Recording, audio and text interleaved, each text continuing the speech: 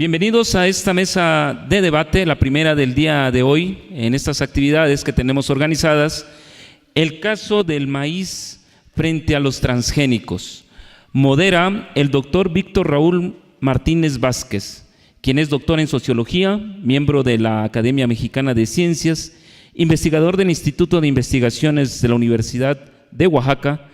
Ha publicado diversos libros sobre temas históricos, sociológicos, educativos, y actualmente funge como director del Centro de Estudios Científicos y Tecnológicos del Estado de Oaxaca. Bienvenidos todos a esta mesa de debate. Dejamos la palabra al doctor Víctor Raúl Martínez Vázquez. Muy buenos días, tengan todos y todas ustedes. Quiero agradecer a la Asociación Mexicana de Profesores de Ciencias Naturales, particularmente a la doctora Cristina, que creo que estaba por aquí. Doctora. Muchas gracias, doctora, por la invitación, muy amable. Pues voy a tratar de que entremos en materia directamente. La mesa lleva por título El caso del maíz frente a los transgénicos, de manera que, bueno, es un tema polémico, ¿verdad? Yo creo que la mesa pues realmente está muy bien integrada. Tenemos a un académico, un científico, el doctor César Domínguez, tenemos a una maestra del Colegio de Estudios Científicos y Tecnológicos de Oaxaca, que me honro en dirigir en este momento, y para mí pues es muy grato compartir esta mesa con la maestra Mayra. Y también tenemos pues a una estudiosa de los temas agronómicos de México, pero además que pues es lo considero así, una representante de la sociedad civil, una activista en defensa del maíz, la maestra Adelita. Entonces vamos a empezar esta mesa con la intervención del doctor César Domínguez Pérez de Tejada. Él es biólogo, es doctor en ecología, es miembro de la primera generación del doctorado en ecología que impulsó el doctor Sarucán. Él es experto en biología evolutiva. Entre sus estudios, él ha desarrollado modelos y estudios empíricos de ecología, genética de poblaciones y filogeografía. Ha producido una de las primeras demostraciones de que las plantas son capaces de percibir y responder a su ambiente social. Yo me preguntaba, ¿y qué hago yo en una mesa de profesores de ciencias naturales? Bueno, pues creo que aquí está la respuesta. Y bueno, ha publicado más de 40 artículos en revistas, libros arbitrados internacionalmente de gran prestigio como Evolution, Ecology, Trends in Ecology and Evolution y el Journal of Evolutionary Biology, entre otras. Bueno, ha dirigido 11 tesis de licenciaturas, 4 de maestría, 6 de doctorado. Con nosotros el doctor César Domínguez Pérez de Tejada. Le cedo la palabra. Tiene, si así lo dispone, 20 minutos.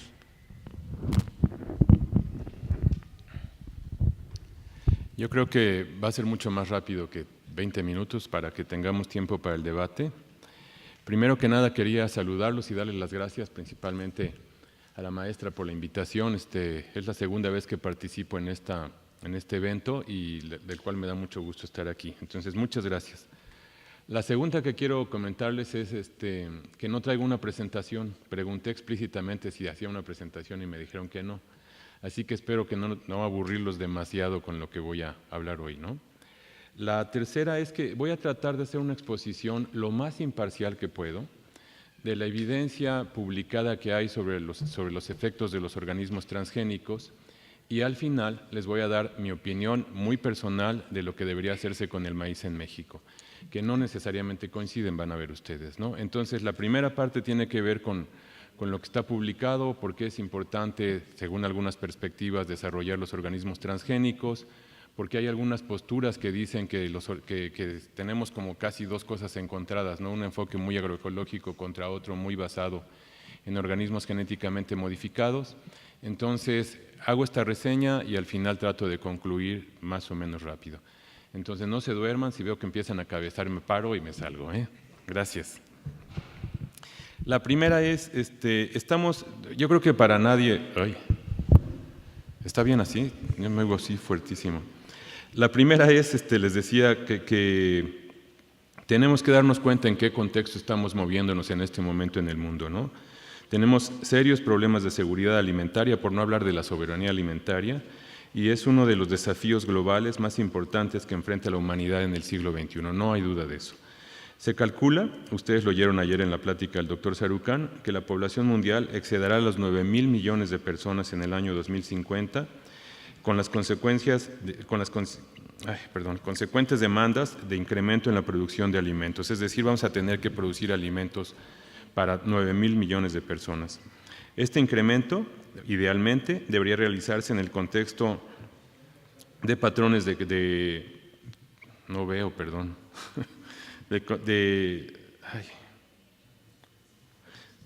Alguien présteme unos lentes. Perdón, no veo. Cuando había luz veía muy bien, pero ahorita no estoy viendo. No veo. Si me prenden la luz sería maravilloso. Me voy a ver muy coqueto, no importa, préstenme unos lentes. A ver. No, oigan, me cambió de la noche al día. Perfecto. No sé si me veo muy coqueto, perdón.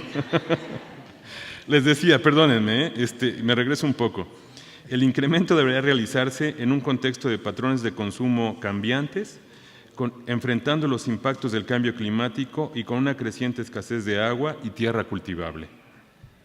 Idealmente, los métodos de producción deberían proteger el ambiente, conservar los recursos naturales y mantener la forma de vida de las poblaciones rurales alrededor del mundo. Es decir, existe una enorme necesidad de intensificar la agricultura global de una manera sustentable, en la que se incremente la producción sin generar impactos negativos en el ambiente y sin cultivar más tierras, es decir, sin abrir más tierras silvestres al cultivo. La situación actual en el mundo realmente a mí me parece muy, muy negativa. Hubo una reunión en el 2012 de la Academia Mexicana de Ciencias y los datos a mí realmente me sobrecogen. El hambre crónica en ese momento, que supongo que la situación es peor ahora, afecta a 1.040 millones de personas, hambre crónica. El hambre causa 36 millones de muertes anuales, 36 millones de personas se mueren al año de hambre. La demanda de alimentos aumenta a una tasa de 1.34%, mientras que la producción aumenta solo a 0.84%. Esa diferencia en las tasas de producción y en la demanda generan una crisis que se espera para el año 2050. Se imaginan ustedes una situación terrible. En México la situación no es mucho mejor y voy a tratar de decirlo muy rápido. Según datos del Instituto Iberoamericano de Cooperación para la Agricultura, México importa, fíjense, 68% del arroz, 43% del trigo, 32% del maíz, 8% del frijol, 40% de la leche, 53% de la carne de aves, 68% de la carne de res, 78% de la carne de cerdo. Es decir, tenemos un problema tremendo, un serio problema de soberanía alimentaria. Eso debería ser sin duda una prioridad nacional y acuérdense ustedes que las políticas gubernamentales cambiaron de privilegiar la soberanía alimentaria a privilegiar la seguridad alimentaria, que en mi opinión fue un gran error. ¿Qué tenemos entonces? El panorama sugiere que los incrementos en la demanda de energía y alimentos aumentarán la presión sobre los sistemas naturales que sustentan la vida en el planeta.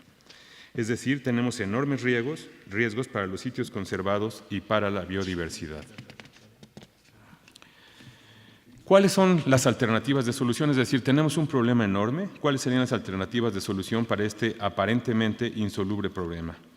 En el año 2000, que es una cosa que quiero resaltar, y les decía que gran parte de lo que voy a decirles ahora está basado en una revisión relativamente extensa de lo que está publicado sobre los grandes reportes de sociedades científicas o internacionales muy importantes. Les quiero mencionar ahora que en el año 2009, la Royal Society de Londres publicó un informe que se tituló es una traducción literal, colectando los beneficios, ciencia y la intensificación sostenible de la agricultura global. Es decir, la idea es que querían tener esto, necesitamos sin duda aumentar la producción de alimentos y hay que hacerlo de una manera sostenible, y hacen un análisis muy extenso de las diferentes opciones que hay para lograr ese objetivo que podría ser incluso una utopía. En este informe se concluía que no existe una tecnología única que pueda resolver el desafío de asegurar la producción global de alimentos. Es decir, como que rompía con la dicotomía esta de que tenemos que irnos por alguno de los dos extremos. Las restricciones para incrementar la producción de los cultivos se conocen muy bien y existe una gran variación geográfica entre esas restricciones. Principalmente podemos mencionar algunas. La primera, la disponibilidad de agua y suelos apropiados para cultivos. La segunda tiene que ver con las pestes, enfermedades y competencia con malezas que enfrentan los cultivos. Y la tercera, los efectos agravados de todo esto que va a generar el cambio climático. Es decir, va a haber un enorme estrés sobre la productividad. Por otra parte, en ese mismo informe se menciona que será necesario mantener y, de ser posible, incrementar la diversidad de los recursos genéticos para así aumentar su resiliencia frente a estos efectos negativos. Es decir, tiene aquí varios componentes. ¿Cuáles son los efectos que limitan más los cultivos? Y por otro lado, este ideal de mantener la variación genética, los recursos genéticos asociados con los cultivos. Lo que ellos decían es que enfrentar estos retos requiere de tecnologías y enfoques basados en ciencia de buena calidad. Algunas de estas tecnologías están basadas, vean qué importante, en conocimiento existente, tanto tradicional como el que se deriva de la agricultura tecnificada. Mientras que otras alternativas constituyen enfoques completamente radicales, como los organismos genéticamente modificados. Lo que ellos estaban haciendo en este informe es abrir el abanico y decir que existen muchas posibilidades para enfrentar el problema, y una de ellas, no la mejor, no la que tendríamos que irnos, podrían ser los organismos genéticamente modificados. Nada más en beneficio, pensé que habría que hacer una descripción muy breve de lo que son los organismos genéticos modificados. Y si ustedes buscan, hay muchas definiciones, pero traté de buscar una que fuera sencilla. Los OGMs, organismos genéticamente modificados, se definen como organismos o cultivos en los cuales el material genético ha sido alterado en una manera que no ocurriría naturalmente a través de la entrecruza o la recombinación. Es decir, tiene combinaciones genéticas que no ocurren naturalmente.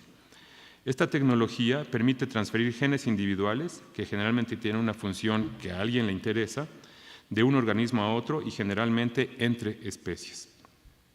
Los ejemplos de esto, los dos más comunes, tienen que ver con la resistencia herbicida, el famoso glifosato, la resistencia a insectos, el Bacillus thuringiensis. Hay algunas variedades tolerantes a la sequía, la resistencia a virus, que es un ejemplo sobre todo con papaya, que ha permitido volver a introducir las papayas en Hawái, el cultivo de papaya en Hawái, y una cosa que es interesante que tiene que ver con el color de las flores, principalmente en claveles y rosas.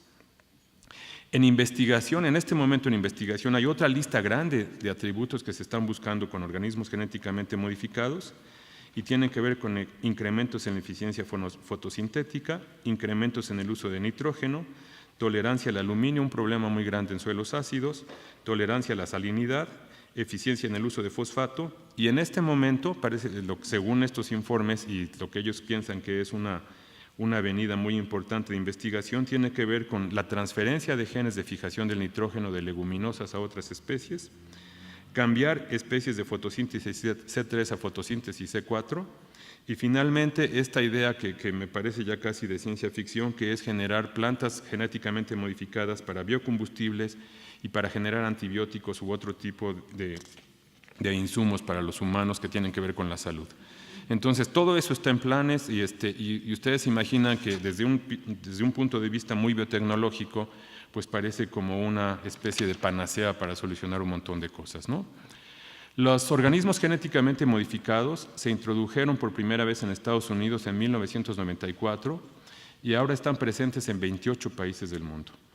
El área sembrada por este tipo de organismos se duplica cada 5 años, es decir, que hay un impulso muy grande a nivel mundial, y ahora abarca 12% del área arable del mundo. Es decir, cada vez tenemos un incremento más fuerte en esto. Los cultivos genéticamente modificados más importantes son el maíz, la soya, el algodón y la canola. Y vean ustedes que aquí en esta lista hay dos que son muy importantes para este país, el maíz y el algodón. Y creo que el algodón no creo. El algodón tiene un impacto fuertísimo. Hay muchísimo algodón transgénico sembrado en México y habría que analizar si eso es pertinente. Esta intensa actividad, la intensa actividad que está asociada con los organismos genéticamente modificados, ha generado muchísima inquietud en muchos lugares, principalmente desde mi punto de vista en la Comunidad Europea. Es decir, es donde después de hacer la revisión que hice, me di cuenta que es donde tienen los criterios más astringentes para aceptar nuevos cultivos, en contraste, por ejemplo, con Estados Unidos, que es mucho más permisible, o en contraste con algunos países donde simplemente no hay legislación y se cultiva lo que sea. Existen algunos efectos negativos, al menos listados, de los organismos genéticamente modificados. Aquí no hicieron una lista extensiva, pero se pueden mencionar los efectos directos sobre la salud, principalmente con toxicidad, el potencial para provocar reacciones alérgicas. 3 minutos. ¿Esos fueron mis 20? Porque, bueno, nunca me imaginé. Entonces me voy a saltar cosas, perdón. Se la cambio para que no proteste. Sí, los lentes, tienen que quitarme el tiempo de los lentes, que estoy hablando. Perdón, el potencial para provocar reacciones alérgicas, la transferencia genética de los transgenes a otros organismos, incluidos nosotros, las bacterias en el tracto intestinal o incluso a las especies silvestres, y la susceptibilidad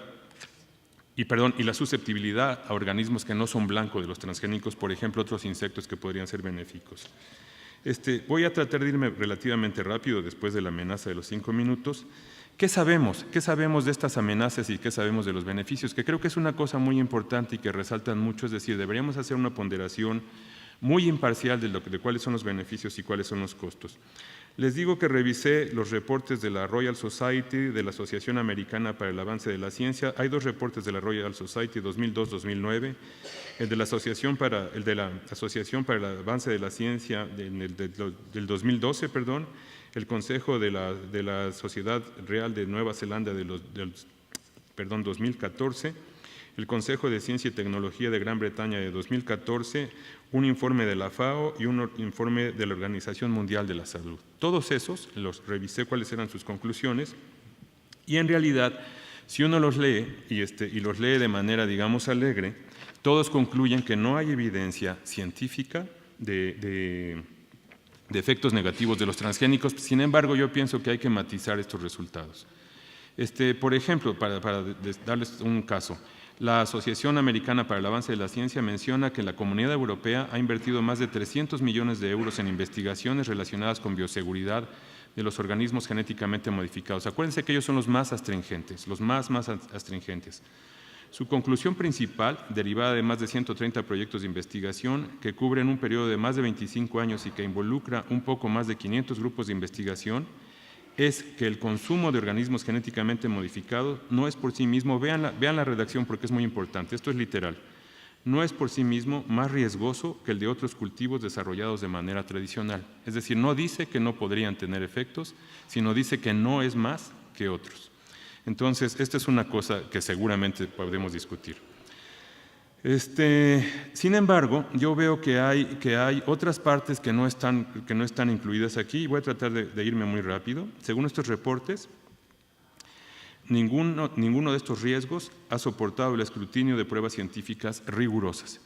Están haciendo referencia principalmente a los efectos sobre la salud. Conceden que los transgenes pueden contaminar especies silvestres o las especies cultivadas que no son transgénicas, y ellos dicen, sin haber probado todavía cuál es el efecto sobre esas especies. Lo que concluyen es, en todo caso, es necesario desarrollar programas de investigación seria y rigurosa, financiada públicamente, cosa que es muy, muy importante, fíjense, financiada públicamente, es decir, que la investigación no la hagan las compañías porque, bueno, lo voy a decir así, claramente uno piensa que puede haber un conflicto de interés y lo estoy diciendo de manera amable. Entonces, creo que esto es realmente importante, que permita evaluar los beneficios reales y los problemas, fíjense, y esto es una adición mía, los problemas económicos, sociales, ambientales, de salud, culturales y éticos asociados con estas tecnologías. Es decir, si uno privilegia nada más una visión, la visión económica, probablemente los organismos genéticamente modificados podrían ser una opción, comillas, podrían ser una opción. Sin embargo, si uno toma en cuenta todos los otros elementos, probablemente el resultado no sea el mismo. Me voy rápido, desafortunadamente se han hecho pocos esfuerzos para esto. Esto es muy importante. En mi opinión es necesario democratizar la información, es decir, que esta información sea disponible para todo mundo, el público en general, los científicos, los tomadores de decisiones, de tal manera que el debate sobre los transgénicos esté bien informado y que conduzca a tomar las mejores decisiones. Esta parte también es importante. Es necesario darse cuenta que la tecnología asociada con los organismos genéticamente modificados no es mala per se, que eso creo que es una cosa importante que quede clara, y que su pertinencia es una cuestión idiosincrática, y digo idiosincrática en este contexto, que depende del cultivo, depende del transgene y sobre todo depende del lugar donde se pretende cultivar. Es decir, no es lo mismo pretender cultivar maíz transgénico en México que pretender cultivarlo en España, que tiene una extensión muy grande de maíz transgénico.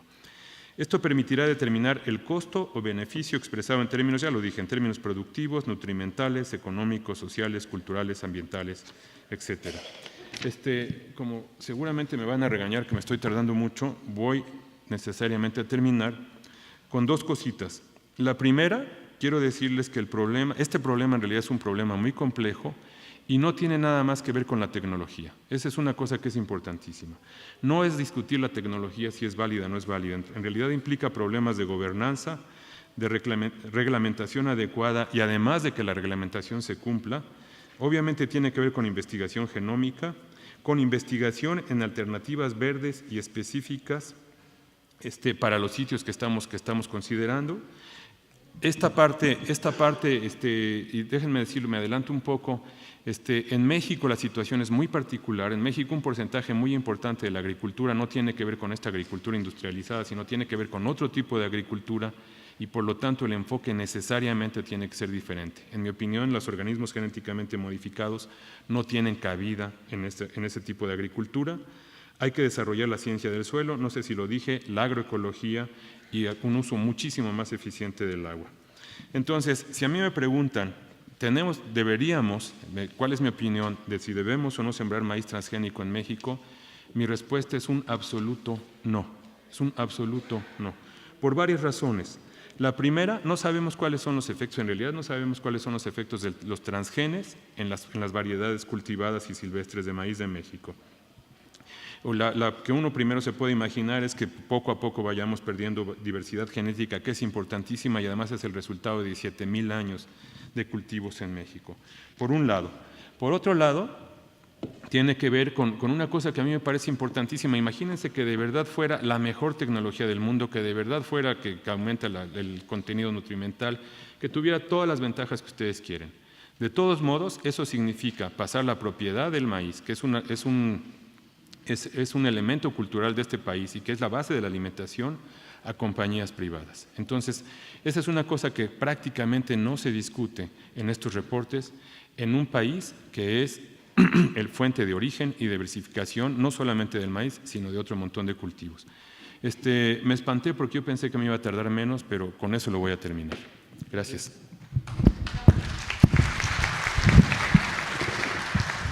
Muchas gracias a César Domínguez. Le damos la palabra a la maestra Mayra Jiménez Santiago. La maestra Mayra Jiménez Santiago realizó sus estudios de licenciatura como químico biólogo en la Universidad Autónoma Benito Juárez de Oaxaca y cuenta con una maestría en docencia de las ciencias naturales por parte de la Universidad Autónoma de Sinaloa y que impulsó en Oaxaca la maestra Cristina. Sí, gracias nuevamente, maestra. Según recuerdo los datos, de 41 maestrantes se titularon 39, si no me equivoco. Y una de ellas es la maestra Mayra Jiménez Santiago.